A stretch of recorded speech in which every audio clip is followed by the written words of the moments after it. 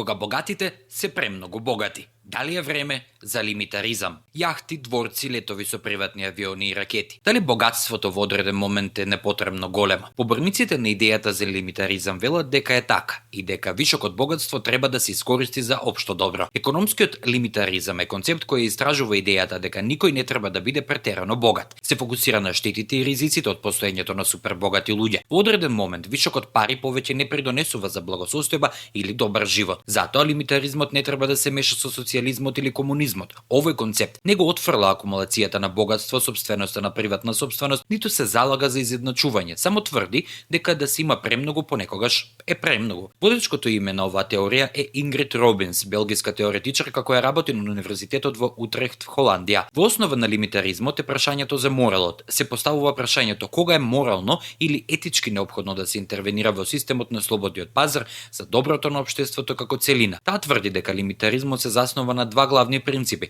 заштита на демократијата и решавање на итните потреби, како и решавање на проблеми кои бараат напор на целото општество, како климатските промени. Лимитаризмот ја изразува загриженоста дека нееднаквоста може да ја поткопа демократијата. Богатите можат да ги користат парите за да влијаат врз политичарите, да ангажираат лобисти и да влијаат врз законодавството, што и се случува. Доколку тоа не се случи, тие може да влијаат на јавното мислење преку директно поседување медиуми или финансирање на владини организации. Економскиот лимитаризам претпоставува дека подеднаква распределба на богатството би довело за подобар севкупен квалитет на животот во светот. Застапниците на економскиот лимитаризам велат дека богатите се опасно за животната средина, бидејќи нивното однесување предизвикува прекумерна емисија на јаглерод диоксид.